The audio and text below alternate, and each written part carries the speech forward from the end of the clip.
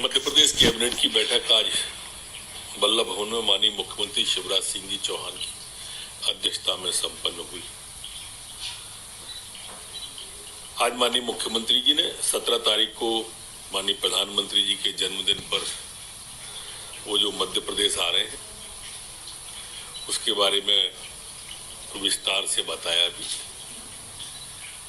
कूनो अभयारण्य में चीता कार्यक्रम के अलावा हमारी जो मातृशक्ति है, महिला स्व सहायता समूह, उनका भी एक कार्यक्रम कराहल में रखा है, जिसमें माननीय प्रधानमंत्री जी का मार्गदर्शन मिलेगा। आज मुख्यमंत्री जी ने 17 सितंबर से 5 अक्टूबर के बीच में स्थानांतरण नीति से प्रतिबंध हटाने का भी कहा है, जिसकी विधिवत पॉलिसी जल्दी आ जाएगी। इसी तरह से हमारे माननीय मुख्यमंत्री जी ने जो श्रद्धेय हेडगेवार जी थे और उन्होंने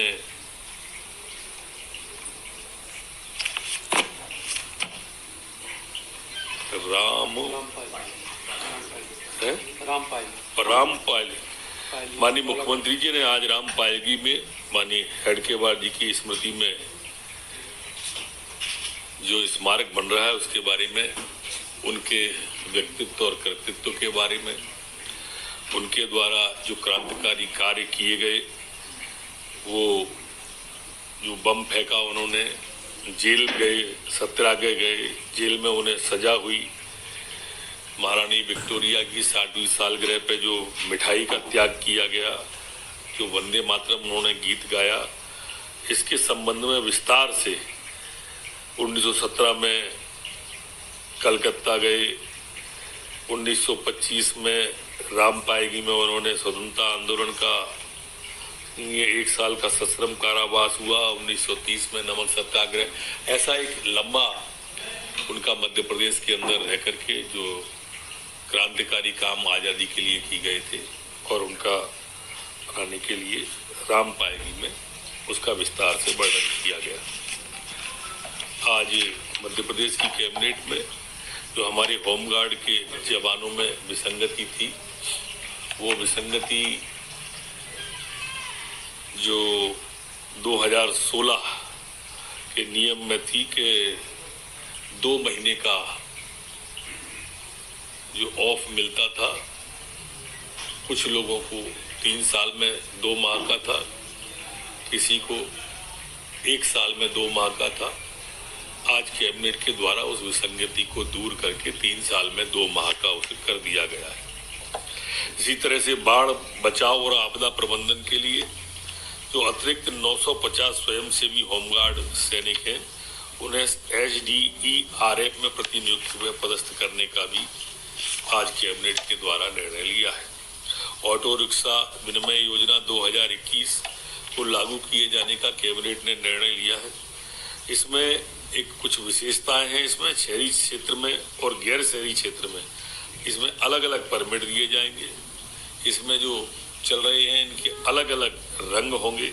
CNG को छूट दी जाएगी और सीट जो पटिया सीट होती है वो कोई भी नहीं लगाएगा। इसमें आवश्यक इस तरह की सुधार किए हैं।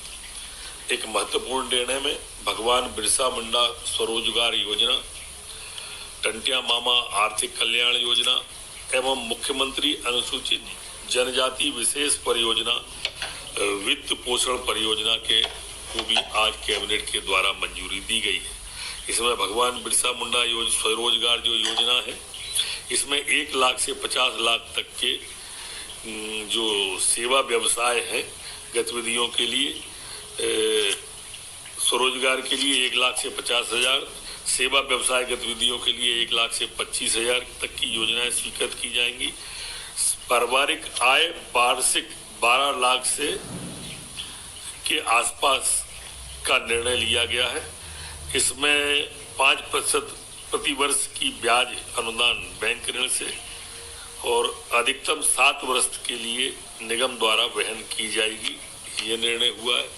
दूसरा टंटिया मामा आर्थिक कल्याण योजना है। इसमें जनजाति के सदस्य कोई आयकर दाता न हो, जिनकी उम्र 18 से 55 वर्ष के मध्य हो, उन्हें सभी प्रकार के स्वरोजगार की गतिविधियों हेतु राशि 10,000 से 1 लाख रुपए तक का बैंक के माध्यम से ऋण दिलवाकर 7% ब्याज अनुदान बैंक ऋण गारंटी शुल्क प्रचलित दर अधिकतम 5 वर्षों के लिए दिया जाएगा। एक मुख्यमंत्री अनुसूचित जनजाति विशेष परियोजना है, ये वित्त पोषण योजना है और इसमें 2 करोड़ तक की जो लोन दिया जाने का इसमें तय किया है। इसमें पशुपालन का है, उद्यानिकी का है, आयुष का है, रोजगार का है, ऐसी अनेक चीजें इसमें शामिल की गई हैं।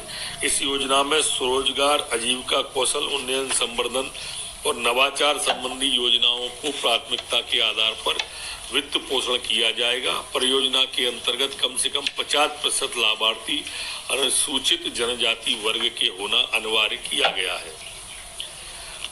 आज लोक परिसंपत्ति प्रबंधन विभाग के द्वारा भी 4 संपत्तियां जैव राजस्व विभाग की लाला लाजपत राय वार्ड ग्राम मोहनिया तहसील रांझी जिला जबलपुर, इसमें 3,51,51,515 के रूप में दी गई है। इसमें 100% राशि जमा करने के बाद में इस भूमि को जो मेसर्स शक्ति एसोसिएट है उसको दिया जाएगा। इसी तरह से खजूरी कला तहसील हजूर जिला भोपाल में श्रीमती सुधा अग्रवाल को 7,75,50,000 में 100% राशि जमा कराकर ये भूमि दी जाएगी। एसके एंटरप्राइजेज को चौराई जिला छिंदवाड़ा की जो प्लांट मशीनरी स्क्रैप का है 100% राशि जमा कराने के उपरांत दी जाएगी। एक और संपत्ति है, ये वाणिज्य कर कार्यालय दमोह की है, 1,35,84,000 की संजय राय के लिए ये स्वीकृति की है, 100% राशि जमा करा के ये दी जाएगी। आज लाडली लक्ष्मी योजना 2 के लिए भी आज विधेयक 2022 की स्वीकृति संशोधन की दी है। अभी तक जो 1,18,000 देनी पड़ती थी लाडली लक्ष्मी को, अब जो वो कॉलेज में आ जाएगी और जैसा माननीय मुख्यमंत्री जी की घोषणा थी कि उसे कॉलेज में आने पर 25,000 रुपया और दिया जाएगा, तो अब 1,43,000 हो जाएगी। ये हमारे यहाँ यह कहना भी मैं प्रासंगिक समझता हूँ कि हिंदुस्तान की एकमात्र योजना ऐसी है कि जिसको कानून के रूप में बदल दिया गया है कि आने वाली सरकार भी ना बदल पाए। कुछ संशोधन विधेयक आज विधानसभा में जाने के लिए भी मंजूर किए हैं, जिसमें से मध्य प्रदेश बेड विधेयक 2022 है, मध्य प्रदेश माल सेवा कर संशोधन विधेयक 2022 है और मध्य प्रदेश स्टाम्प विधेयक 2022 है। ये सभी विधानसभा के अंदर जाएंगे। आज ज्ञानवीर विश्वविद्यालय सागर की स्थापना एवं अध्यादेश पर स्थापित टाइम्स विश्वविद्यालय भोपाल का नाम परिवर्तन कर शुभम विश्वविद्यालय किए जाने के विषयक भी आज मंजूरी कैबिनेट के द्वारा दी गई है। मध्य प्रदेश काष्ठ चिरान विनिमय संशोधन अधिनियम है। इसमें संशोधन में पहले 2 तरह का इसमें होता था, जुर्माना और जेल दोनों थे। अब जेल का प्रावधान हटा दिया है, सिर्फ जुर्माना ही रहेगा इसमें।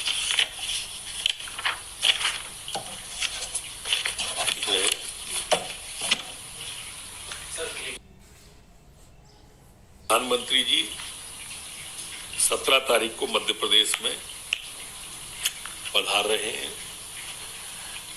ये हम सबका सौभाग्य है कि माननीय प्रधानमंत्री जी जिस दिन आ रहे हैं उस दिन उनका जन्मदिन भी है। हम सभी सम्मानित मंत्रीगणों को, उस जिले के लोगों को, हमारी महिला स्व सहायता समूह की, प्रदेश की हमारी बहन माता बेटी को, उन सब के साथ उनके जन्मदिन पर अलग अलग कार्यक्रम में रहने का अवसर मिलेगा। माननीय प्रधानमंत्री जी उस दिन जो हमारे मध्य प्रदेश में चीता आ रहे हैं कूनो अभ्यारण्य में, वहां रहेंगे और महिला स्व सहायता समूह के कार्यक्रम में भी हम सबके बीच में रहने वाले हैं। माननीय मुख्यमंत्री जी स्वयं उस कार्यक्रम की समीक्षा स्वयं कर रहे हैं।